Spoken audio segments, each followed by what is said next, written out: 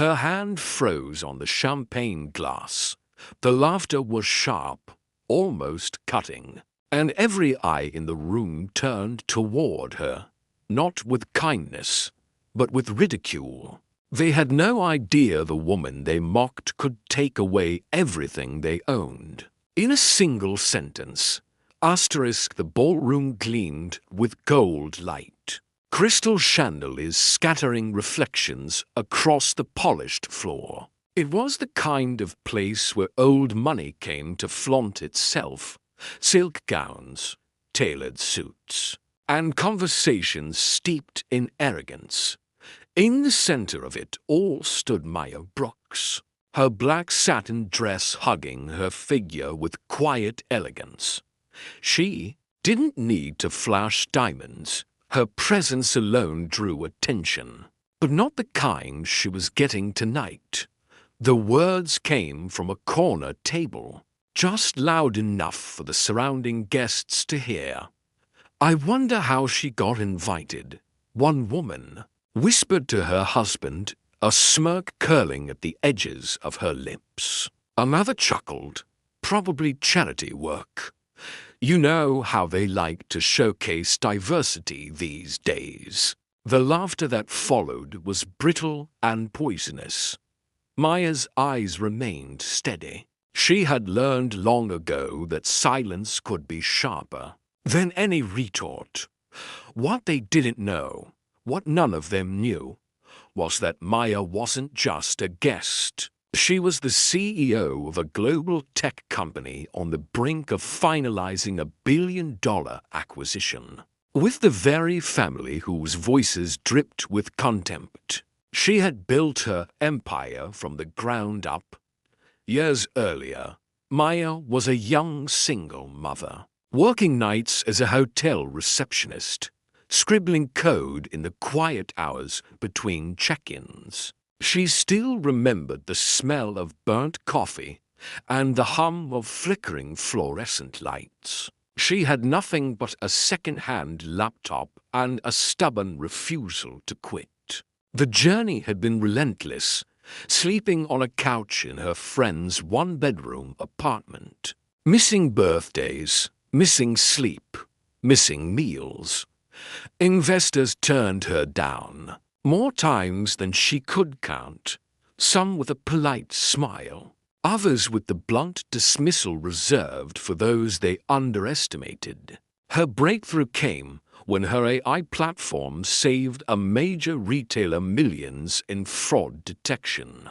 Overnight, she was no longer just the girl with the idea.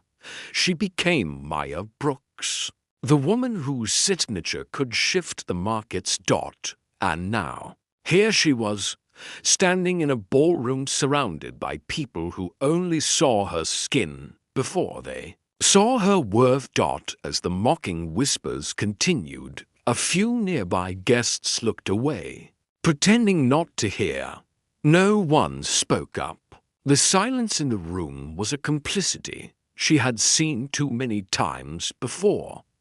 One man, older and kind-eyed, caught her gaze. He gave a small nod, almost imperceptible, as if to say, "I see you. I know." That was all she needed. She waited until the host approached with a glass of champagne, smiling wide for the press photographer hovering nearby. "Maya, so glad you could join us," he said, as though nothing had happened.